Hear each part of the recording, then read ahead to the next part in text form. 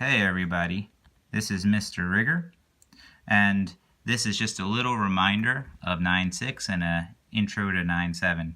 So a plus bi is our imaginary number, or our complex number I should say, and we're going to call that z. This is in rectangular form. We can turn this into polar form. If you remember, a equals r cosine theta, because a is kind of like the x value on the Argand plane, and b is our sine theta, which means we can rewrite z as our cosine theta plus our sine theta times I. We rearrange that to our cosine theta plus I sine theta, and we multiply everything by this r here, and we call that our cis theta, because it's the same theta. So this is what we're looking at. And in 9.7, what we're going to be doing is we're going to be talking about how do we take two imaginary numbers in polar form and then multiply them together, and how do we divide them. So let's start with the formula. If I have r1 cosine theta 1 plus r1 I sine theta 1 times r2 cosine theta 2 plus r2 I sine theta 2. This right here is going to be the binomial that I have to multiply out. And when I do that, I'm going to FOIL. I'm going to get first, outers, inners, last. You're going to use that and the information on the board that I asked you guys to remember to derive the formula, and end up seeing that this is going to equal r1, r2 cosine theta 1 plus theta 2 plus I sine theta 1 plus theta 2. Or, to shorten this, r1, r2 cis theta 1 plus theta 2.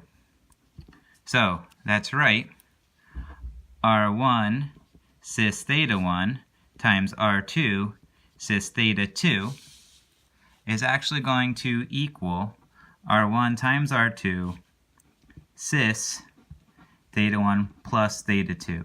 So you're going to multiply the r's and you're going to add the angles.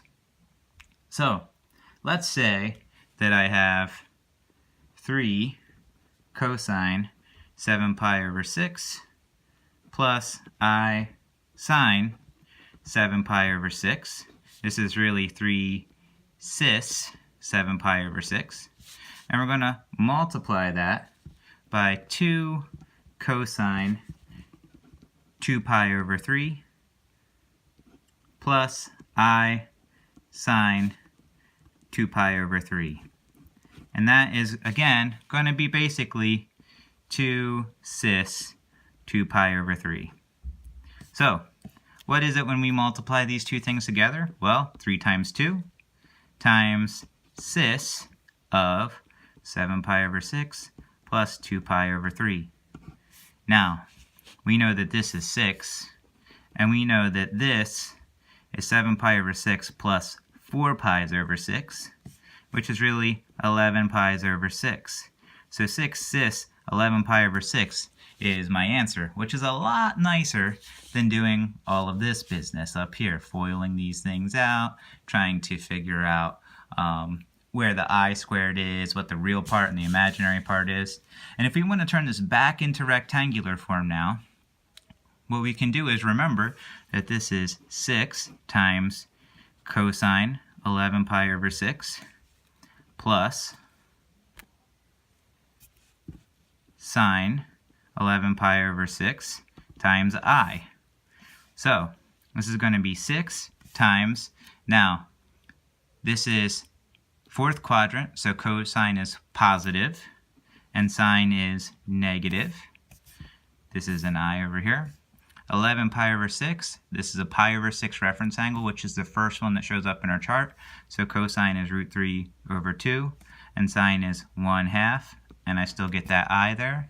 So 6 times this, the 6 and 2 divide out to 3, 3 root 3, and this is going to be minus 3i. And that's how we turn that into rectangular form.